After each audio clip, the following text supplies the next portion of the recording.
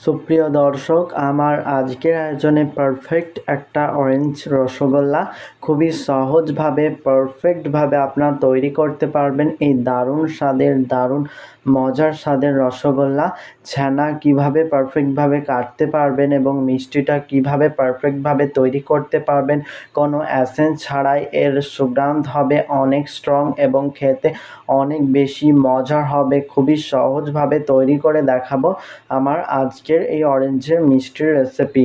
তো সবাইকে দেখার অনুরোধ থাকছে। তো এখানে 2 টেবিল চামচ মতো আমি নিয়েছি ভিনেগার। আপনারা চাইলে লেবুর রসও ব্যবহার করতে পারেন বা ছানা কেটে যাওয়া যে পানিটা থাকে সেটাও ব্যবহার করতে পারেন। তো এখানে 1/4 কাপ মতো পানি দিয়ে এটা মিশ্রণটা মিক্স করে একটা সাইডে রেখে দিচ্ছি।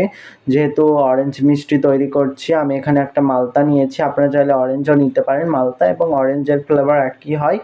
তো আমি এখানে এটাকে গ্রেট করতে থাকছি এরকমভাবে। এটাকে আমি পুরো গ্রেট করে নেব।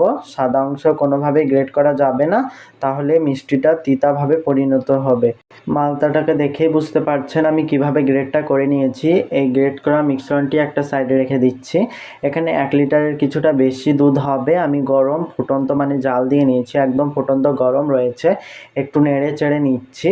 তো গ্যাসের ফ্লেমটি আমি লো টু মিডিয়ামে রেখে আমি মিশ্রণটি মানে হচ্ছে যে ভিনেগার এবং পানির মিশ্রণটি মিক্স করে রেখেছিলাম, সেটা অল্প অল্প করে দিয়ে আমি মিক্স করতে থাকছি। দেখবেন অল্প অল্প করে দেবেন আর মিক্স করবেন, কিছুক্ষণের মধ্যেই দেখবেন ছানাটা কেটে যাবে।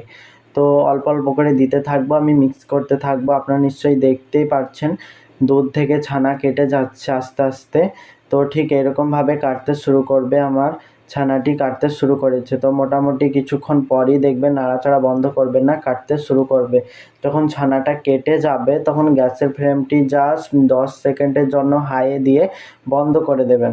তো আমাদের ছানাটি তৈরি পারফেক্ট। তো এই দেখুন ছানাটি ঠিক এরকম পজিশনে হতে হবে। স্পঞ্জ একটু শক্ত টাইপের, খুব একটা শক্ত নয়, মিডিয়াম একটা শক্ত টাইপের ছানা হতে হবে। তো এই ছানাটিকে আমি রুম টেম্পারেচারে আনার জন্য এখানে কিছুটা ঠান্ডা পানি দিয়ে দিলাম। পানি দেওয়ার পর এইরকম একটা কাপড়ের সাহায্যে ছেঁকে নিয়েছি। ছাঁকবার সময় আমি আরও কিছুটা ঠান্ডা পানি দিয়েছি। তো হাতের সাহায্যে টিপে এরকম করে পানিটা আমি বের করে নিচ্ছি, এক্সট্রা পানিটা। অবশ্যই খুব ভালো মতো টিপে এক্সট্রা পানিটা বের করে দিতে হবে। আপনারা চাইলে কোনো ভারী জায়গা এর ওপরে রেখে পানিটাকে বের করে নিতে পারেন। যেভাবে সুবিধা ঠিক সেভাবে পানিটা আপনারা বের করে নিলেই হবে। মূল কথা হচ্ছে পানি যেন না থাকে। তো এই ডোটাকে খুব ভালো মতো হাতের যে তালুটা হয় মানে ওইটা দিয়ে খুব ভালো মতো আমি এটাকে মথে নিচ্ছি। মানে হচ্ছে খুব ভালো মতো ময়ামটা দিয়ে নিতে হবে। তো খুব ভালো মতো ময়ামটা দিয়ে নেওয়ার পর দেখবেন এইরকমভাবে যে জায়গাটা থেকে ময়াম দিচ্ছেন সেই জায়গাটা একদম সরে যাচ্ছে, মানে যে জায়গাটা থেকে আপনারা ময়ামটা দিচ্ছেন সেই জায়গাটা লেগে যাচ্ছে না বা আপনার হাত থেকে খসে খসে যাচ্ছে। তো বুঝে নিতে হবে ময়াম দেওয়া পারফেক্ট। তো এখানে আমি 3 টেবিল চামচ মতো নিয়ে নিচ্ছি কর্নফ্লাওয়ার বা অ্যারারুট, যেটাই বলুন না কেন।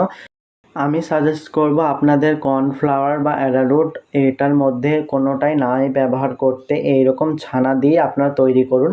চাইলে আপনারা কিছুটা ময়দাও ব্যবহার করতে পারেন। এই কর্নফ্লাওয়ারটা দেওয়ার কারণে মিষ্টি হতে অনেক বেশি সময় লাগবে। তো আমাদের গ্রেট করে রাখা যে জেসটা সেটা দিয়েছি, তারপরে হচ্ছে কিছুটা কালার দিয়ে আমি মিক্স করে নিয়েছি। মিক্স করে নেওয়ার পর আপনার নিজের পছন্দ মতো কালারটি কম বেশি দিতে পারেন। তো কালারটি পুরোপুরি কিন্তু অপশনাল। তো আমি কিছু এসেন্স বা কিছু ব্যবহার করিনি। এই মালতার খোসা কুচির যে গ্রেট করে আমি যেটা ব্যবহার করলাম এটাই কিন্তু মিষ্টির আসল সুগন্ধ এনে দেবে। তো এসেন্স ব্যবহার করার কোনো দরকার নেই। টেবিল চামচের সাহায্যে মেপে মেপে আমি মিষ্টিগুলো তৈরি করে নিচ্ছি। তো টেবিল চামচের সাহায্যে মেপে মেপে নিলে মিষ্টিগুলো পারফেক্ট হবে এবং মিষ্টিগুলো স্মুথভাবে তৈরি করে নিতে হবে, যাতে কোনো ফাটল না থাকে মিষ্টির মধ্যে, তাহলে মিষ্টিগুলো ফেটে যেতে পারে। তো এখানে আমি পরিমাণ মতো পানি নিয়েছি, একটু বেশি করে পানি নিতে হবে। তো প্রায় আমি এখানে 1.5 কাপ মতো চিনি দিলাম, একটা এলাচ দিলাম, এলাচটাকে আমি ফাটিয়ে দিয়ে দিচ্ছি। এই উপকরণগুলো খুব ভালো মতো মিক্স করে নেওয়ার পর গ্যাসের ফ্লেম একদম হাইয়ে দিয়ে আমি এটাকে ফুটন্ত গরম করে নিচ্ছি। দেখবেন এইরকমভাবে পানিটা ফুটবে, তখন এই পর্যায়ে আমি মিষ্টিগুলো এক এক করে দিয়ে দিচ্ছি। তো একদম ফুটন্ত গরম পানির মধ্যেই কিন্তু দিয়ে দিতে হবে, মানে ফুটন্ত গরম শিরার মধ্যেই দিয়ে দিতে হবে। হালকা হাতে একটু নেড়ে চেড়ে দিতে হবে, ঠিক ভিডিওটিতে দেখানো অনুসারে এইভাবেই নেড়ে দিতে হবে। দেখবেন একটু পর পর এরকমভাবে নেড়ে দেবেন, তাহলেই হবে। তো মিষ্টিগুলো কতটা ফুলেছে সেটা আপনারা দেখতেই পাচ্ছেন নিশ্চয়ই। তো আপনাদেরকে দেখানোর বানানোর জন্য গ্যাসের ফ্লেম আমি লোতে রেখে দিলাম। তো আমি গ্যাসের ফ্লেমটা আবার হাইয়ে দিয়ে দিচ্ছি। তো হাইয়ে দেওয়ার পর এখানে ফুটন্ত গরম পানি আমি নিয়েছি।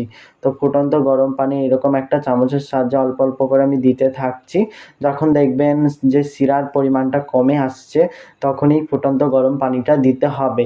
তো ঘড়ি ধরে প্রায় আমি 30 মিনিট মতো এই মিষ্টিগুলোকে রান্না করে নিয়েছি। 30 মিনিট পর ফিরে আসছি। তো এইভাবে পানিটা কমে গেলে তো দিয়ে দেবেন। লাস্টের দিকে কিন্তু পানিটা কমে যেতে হবে, মানে শিরাটা যদি পানিটা বেশি হয় তাহলে শিরাটা মিষ্টি লাগবে না। তো অবশ্যই এরকমভাবে কমে যেতে হবে এবং আমি চামচের সাহায্যে দেখিয়ে দিচ্ছি কতটা পারফেক্ট হয়েছে। আমি কিন্তু টিপেও দেখিয়েছিলাম এই মিষ্টিটা, কেন জানি না ভিডিওটি ডিলিট হয়ে গেছে কীভাবে। তো অন্তত দুঃখিত, আপনাদেরকে আমি দেখাতে পারলাম না এবং আপনাদের সাথে শেয়ার করতাম পারফেক্টভাবে এই মিষ্টির রেসিপিটি পারফেক্ট বলে আপনাদের সাথে শেয়ার করলাম, কিন্তু টিপে দেখাতে পারলাম না ভিডিওটি ডিলিট হয়ে যাওয়ার কারণে। সবাই বানিয়ে খাবেন, অবশ্যই কমেন্ট বক্সে জানাবেন। রেসিপিটি এই পর্যন্ত।